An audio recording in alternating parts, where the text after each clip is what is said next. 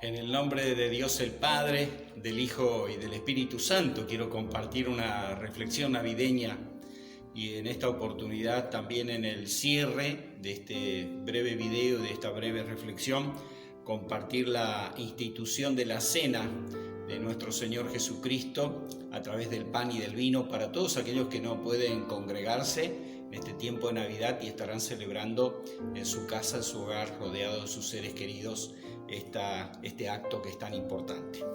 La reflexión quiero basarla en el Evangelio de San Juan, capítulo 1. Allí dice que en el principio era el Verbo, y el Verbo era con Dios, y el Verbo era Dios. Está hablando de Jesús, ¿no es cierto? En términos, podríamos decir, más bien teológicos, con verdades espirituales muy profundas.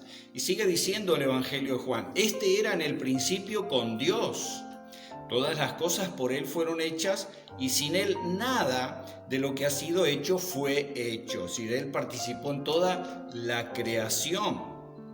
En Él estaba la vida y la vida era la luz de los hombres. La luz en las tinieblas resplandece y las tinieblas no prevalecieron contra ella. Hubo un hombre enviado de Dios, el cual se llamaba Juan. Este vino por testimonio, para que diese testimonio de la luz, a fin de que todos creyesen por él. No era él la luz, sino para que diese testimonio de la luz. Aquella luz verdadera que alumbra a todo hombre venía a este mundo. Está refiriéndose a Jesucristo. En el mundo estaba, y el mundo por él fue hecho, pero el mundo no le conoció. A lo suyo vino, y los suyos no le recibieron.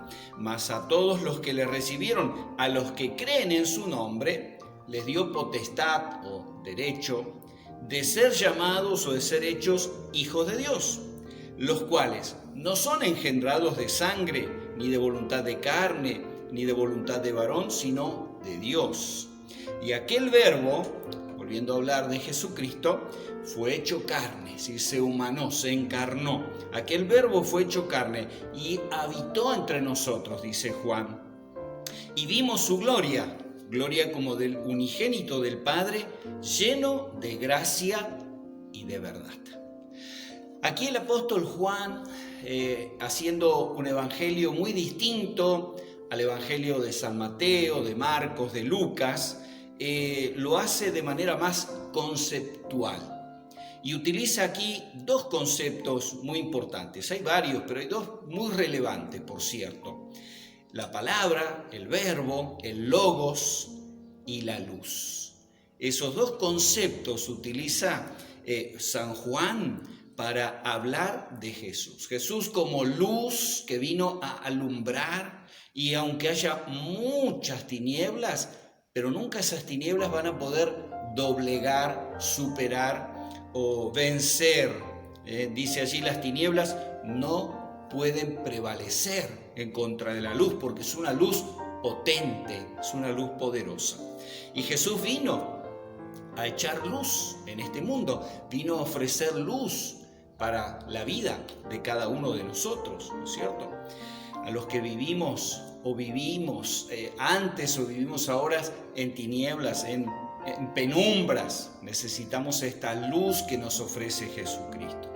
El otro concepto, decía, es el del logos, del verbo o de la palabra creadora. Dice Jesús, aún antes de humanarse, antes de encarnarse, antes de venir a través de la Virgen María a nuestro encuentro, al encuentro de la miseria humana y de la necesidad humana, Él ya existía en la forma de verbo, de logos, de palabra creadora, y por eso dice, todo lo que existe fue hecho por Él, por nuestro Señor Jesucristo. Pero Él se humanó, dice allí finalmente, vino y habitó entre nosotros, dice Juan, y encontró dos respuestas, ¿no es cierto? Dos reacciones principales a su venida. Algunos pretenden ser neutrales, ambiguos, ¿no? Algunos pretenden decir, bueno, yo soy indiferente, a mí me da lo mismo la venida de Jesucristo, yo no celebro Navidad porque me da igual. Bueno, podríamos decir a la luz de San Juan capítulo 1 que no existe esto, o se acepta o no se acepta. Aún esa supuesta idea de ambigüedad o de no respuesta o de indiferencia ya es una respuesta también. Pero vayamos a las dos bien concretas que hay acá. Por un lado dice, a lo suyo vino y los suyos no le recibieron. Jesús vino al pueblo de Dios por excelencia, aquellos que conocían las profecías, aquellos que se supone que estaban aguardando el cumplimiento de estas palabras proféticas, estos anuncios que eran sumamente esperanzadores para el pueblo israelita. Sin embargo, cuando vino, no lo conocieron, no lo identificaron. En ningún momento, o muy pocos por lo menos, reaccionaron positivamente viendo en la persona de Jesús el cumplimiento de aquellas profecías. Y por lo tanto dice allí, lo rechazaron. Muchos tenían expectativas erróneas respecto de ese Mesías, de ese ungido que estaban esperando. Y cuando Jesús llegó naciendo de una manera tan humilde, en un establo, y todas estas cosas que rodean al nacimiento de Jesús, luego al ministerio de Jesús, como un caminante, como amigo de pecadores, como amigo de personas que eran parias en la sociedad de aquel entonces, muchos tuvieron dificultades para encontrar que Jesús era verdaderamente el Hijo de Dios encarnado y humanado. Otros, los más intelectuales posiblemente, tenían problemas para concebir que la divinidad se humanara. Tenían dificultades para concebir que Dios enviara a su Hijo y ese Hijo se rebajara, se humillara, haciéndose semejante a nosotros. Entonces, por diferentes motivos hubo rechazo. Pero también dice allí, pero hubo quienes lo recibieron. Entre los que lo rechazaron estuvo Herodes, que vio que su estantería se sacudía mucho y lo rechazó. Estaban los religiosos que tenían una concepción diferente, como hemos visto, o aún la forma en que Jesús encaró su ministerio era muy diferente a lo que ellos entendían que debía ser el Mesías. Y no aprobaron los métodos de Jesús. Pero luego dice San Juan 1, capítulo 1, versículo 12, pero hubo quienes lo recibieron. Y a aquellos que lo recibieron les dio un derecho muy especial, les dio potestad de ser hechos o de ser llamados hijos de Dios. Aquellos que tuvieron una aceptación, aquellos que tuvieron suficientemente abierta su mente para recibir la revelación divina que se estaba concretando con la venida de nuestro Señor Jesucristo. Aquellos que dejaron que Dios despertara fe en sus corazones ante el Hijo de Dios, aquellos que tuvieron una actitud positiva ante este logos, esta palabra, este verbo creativo que se estaba encarnando. Así que hacernos hijos de Dios tiene que ver con esto, tiene que ver con aceptar la propuesta de Dios, aceptar lo que viene de Dios, aceptar principalmente a Jesucristo. No tiene que ver con una rectitud moral de nuestra parte. No somos hijos de Dios por nuestros méritos, no podemos llegar a ser hijos de Dios por nuestros méritos, ni morales ni otros, sino por aceptar con fe la revelación de Dios, aceptar con fe que Jesucristo es el Hijo de Dios, humanado, encarnado, que vino a nosotros. Y Jesús vino con una misión central. No vino para sanar enfermos, si bien hizo eso. No vino para acercarse y amigarse con personas rechazadas de la sociedad, aunque fue eso lo que hizo. Jesús vino para pagar en la cruz por nuestros pecados.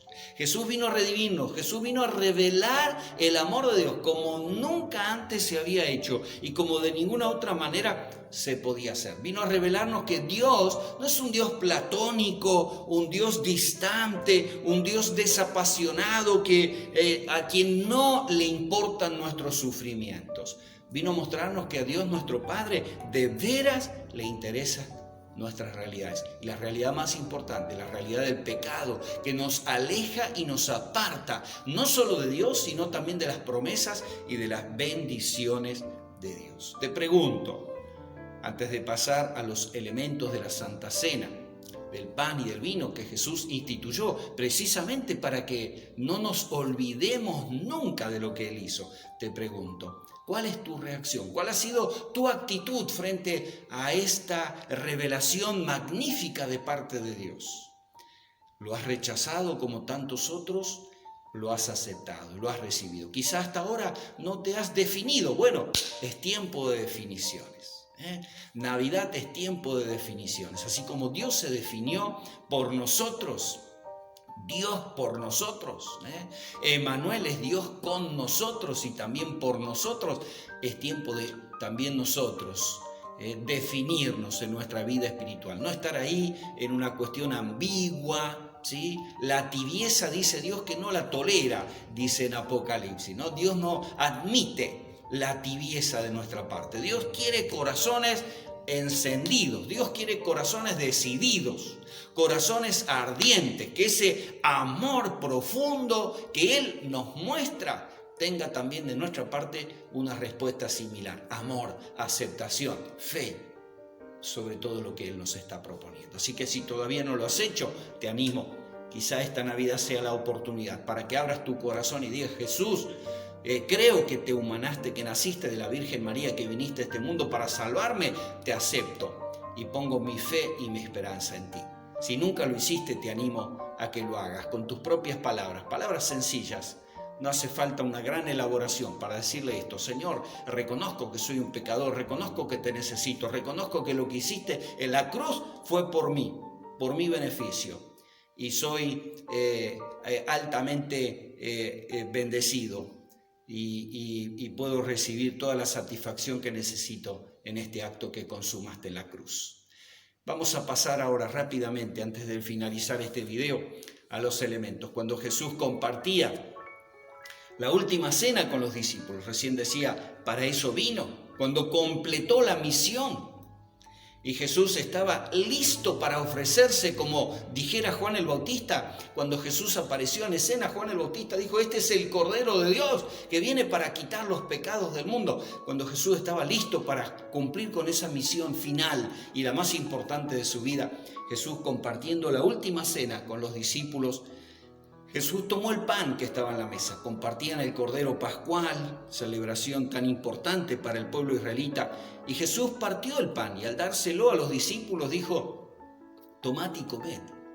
Este es mi cuerpo, dijo Jesús, que por ustedes será partido, sacrificado. Y dijo Jesús: haced esto todas las veces que comiereis en memoria de mí.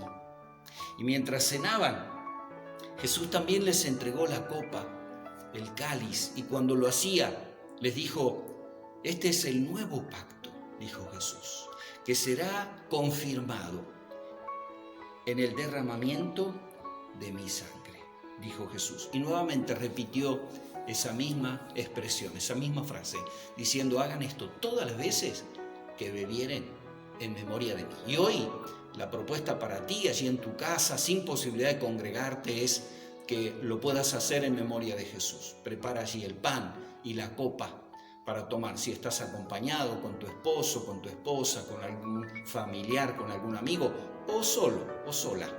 También lo puedes hacer porque el Señor está contigo.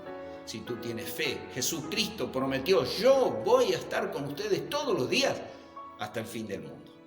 Así que te animo a que lo puedas hacer en memoria de Jesús. Y quiero cerrar ahora orando la oración que Jesús nos enseñó. Padre nuestro que estás en los cielos, santificado sea tu nombre. Venga a nosotros tu reino. Hágase tu voluntad, como en el cielo, así también en la tierra. Y el pan nuestro de cada día, dánoslo hoy. Y perdónanos nuestras deudas, así como nosotros perdonamos a nuestros deudores. Y no nos dejes caer en tentación, mas líbranos del mal, porque tuyo es el reino, el poder y la gloria por todos los siglos. Amén. Amén. Que Dios te bendiga.